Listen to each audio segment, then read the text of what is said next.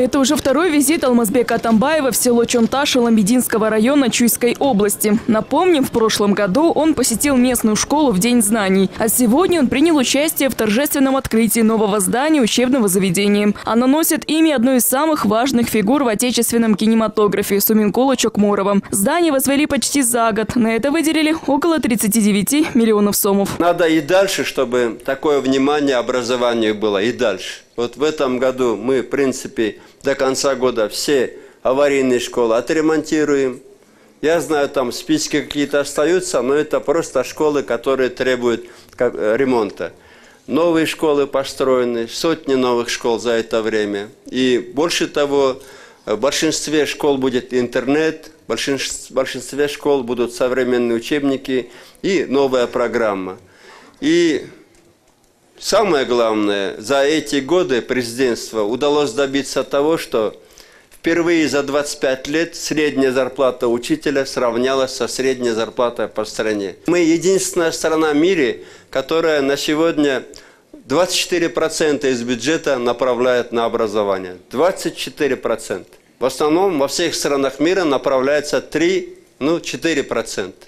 Максимум 5%. Мы направляем 24%. Глава государства Алмазбек Атамбаев привез с собой подарки. Школе он вручил интерактивную доску и художественную литературу для школьной библиотеки.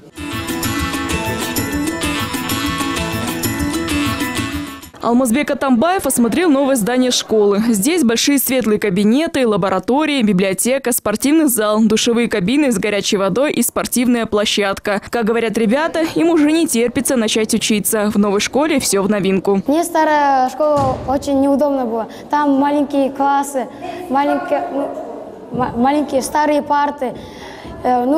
Спасибо президенту, что он нам построил такую огромную школу. Она красивая и удобная, большая. Здесь много очень кабинетов. Наша эта старая школа совсем была старая. Многие родители, они опасались. Дети у нас совсем болели зимой. Зимой у нас совсем холодно было. Действительно. Но учителя, они все время жаловались, чтобы нам построили бы новую школу. Новое учебное заведение рассчитано на 150 учеников. В этом году за парты сядут 115 учащихся. Так что хватит места всем. Ведь в селе не так много ребятишек. Например, в этом году в первый класс пошли 15 детей. Эта школа рассчитана на 150 учащихся. Она просторная и уютная. В старой было всего 4 кабинета. Учились в 2 смены. И то только до 9 класса. После ребята получали профессиональное образование в Воронцовке. Приходилось ездить. А здесь у каждого класса свой кабинет. Построить новое здание для средней школы президента попросили сами жители. Ведь старое строение не вмещало всех школьников. К тому же оно ветхое. Кстати, новое здание построили недалеко от старого. Тут буквально пройти несколько метров. Прежнее строение пустовать не будет. В следующем году там обещают устроить детский садик. Конечно же, уже после капитального ремонта. Анастасия Соболева, Асхат Ибраимов, НТС, Чуйская область.